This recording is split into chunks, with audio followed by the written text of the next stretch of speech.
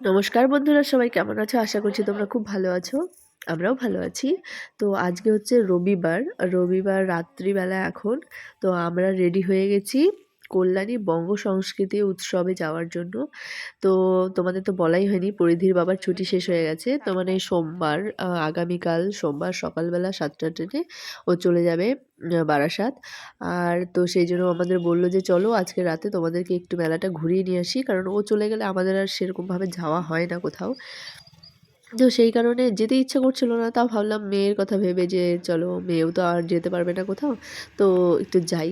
তো সেরমভাবে আমরা সবাই রেডি হয়ে গিয়ে তারপরে একটু মেলাতে গেছিলাম। তো তার আগে যেখানে ঘোষপাড়াতে ট্রেন লাইন পড়েছিল, তো সেখানে দাঁড়িয়ে পরিধির বাবার একটু এটিএম থেকে টাকাটা তুলে নিল। তো যাই হোক, তোমাদের কি বলবো, দুঃখের বিষয় এই যে টাকাটা তুললো, এই টাকাটা মানে বাড়ি পর্যন্ত আর নিয়ে আসতে পারেনি। যাই হোক, সেটা তো পরের কথা। ভগবানের কাছে প্রার্থনা করব যে এই টাকাটা যদি কারোর হাতে পড়ে থাকে, মানে যদি কেউ পায়, সে যেন এমন কোনো ব্যক্তিই পায় যার সত্যি এই মুহূর্তে টাকাটার খুবই প্রয়োজন। ভগবানের কাছে এটাই শুধু প্রার্থনা করব। গেছে তো সে গেছে।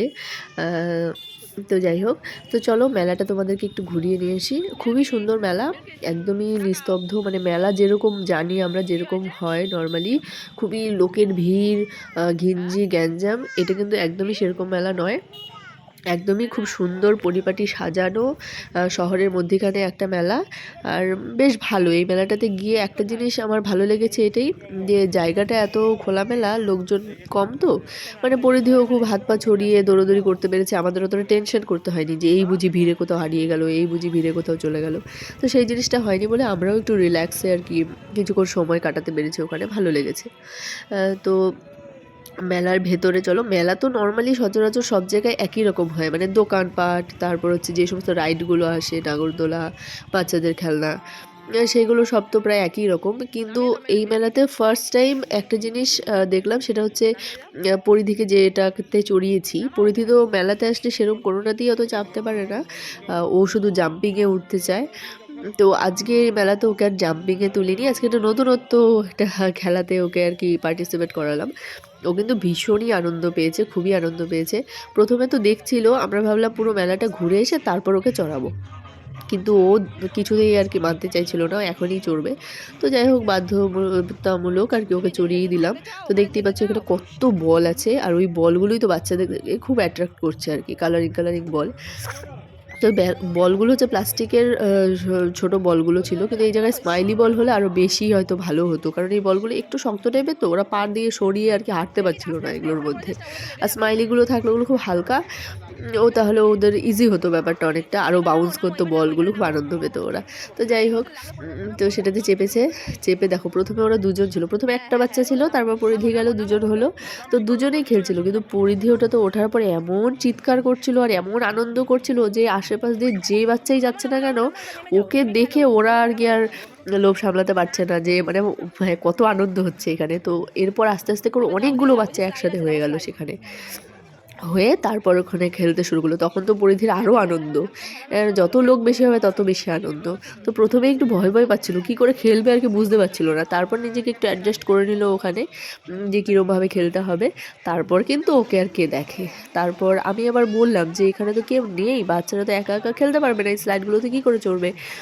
তো একজন কেউ থাকলে ভালো হতো। তখন আবার যেখানে টিকিট করলাম সে আবার, উনি আবার বলল যে হ্যাঁ হ্যাঁ, এখানে একজন লোক আছে। তো দেখতে পাচ্ছ এই ভাইটাকে তখন এখানে পাঠিয়ে দিয়েছে, ভাইটাই বাচ্চাদেরকে খেলা করাচ্ছিল। তো আমরাও একটু এনজয় করলাম। পরিধিকে দেখে তো বাকিরা সবাই এনজয় করছিল, মানে ও এত আনন্দ পাচ্ছিল, ওর আনন্দ দেখে বাকি সবার আনন্দ হচ্ছিল। তো মেলার মধ্যে এটাই তো মানে সেই মুহূর্তে একটা আকর্ষণ, বাচ্চাদেরকে দেখতে তো সবাই ভালোবাসে, যেন বাচ্চাদেরকে সবাই ভালোবাসে। তো বাচ্চারা এখানে এত আনন্দ করছে দেখে সব বড়রাও দাঁড়িয়ে দাঁড়িয়ে দেখছিল। তো বেশ ভালো লাগছিল। তো পরিধি তো পুরো ঘেমে টেমে একসার হয়ে গেছে। আর দেখেছো পিছনে একটা চুটকুলি বেঁধেছে, সেই চুটকুলিটা কেন বেঁধেছে বলো তো? আমি টুপি পরেছি, তো এবার আমি পেছনে একটা ঝুঁটি করেছি, করে টুপিটা পরেছি। এবার ওকে টুপি পরাবো, ও বলছে আমিও ঝুঁটি করব তোমার মতন। এবার বাধ্যতামূলক ওই দেখো পেছনে একটা চুটকুলি বেঁধে দিয়েছি। দেখতে পাচ্ছ কী সমস্ত হচ্ছে আমাদের চোখের সামনেই, ভেতরে এখানে অনেক সিন হয়ে যাচ্ছে। তো যাই হোক, সেগুলো তো মানে মজার জন্য বললাম। ও একটা ছোট্ট বেবি পরিধির মতন, ও বুঝতে পেরেছে ওখানে যতজন আছে তার মধ্যে এটাই হচ্ছে আমার সমবয়সী। তো খুঁজে খুঁজে এসে পরিধিকেই একটু হামি খেয়ে আদর করে নিল আর একটু হ্যান্ডশেক করে হ্যাপি নিউ ইয়ার করে নিল। তো যাই হোক, সেখান থেকে পরিধি তো বেরোতে চাচ্ছিল না, জোরজবস্তি করে ওর টাইম শেষ হয়ে গেছিলো, ওকে বের করা হয়েছে।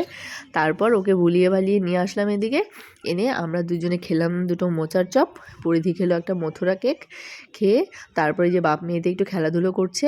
আর এখানে আজকে যেই শিল্পী এসেছে একজন হচ্ছে আবৃত্তিকার, কি যেন নামটা, সতীনাথ মুখার্জি, আর একজন হচ্ছে সিঙ্গার পিউ, তার টাইটেলটা আমি বলতে পারবো না। তো আমি তাদেরকে মানে সেরমভাবে অতটা চিনি না। তো আবৃত্তিকার যে তার তো হয়ে গেছে আবৃত্তি করা, এখন যে সিঙ্গার সে আর কি উঠবে। তো আজকে মেলাতে ভিড় একদমই কম। এই মেলাটাতে না যেদিন ফসিলস ব্যান্ড আসে সেই দিনটা প্রচণ্ড ভিড় হয়, আরও স্পেশাল দুই একজন সেলিব্রিটি যখন আসে তখন প্রচণ্ড ভিড় হয়। তো আজকে হালকা আছে, আমরা হালকাতে এসে এটাই ভালো লাগছে। তো তোমরা শেষে এই গানটা একটু শোনো। এই গানটা দিয়ে উনি শুরু করেছেন, কিন্তু আমরা ওনার এই গানটা দিয়ে আমাদের আজকের মেলা দেখাটা শেষ করলাম।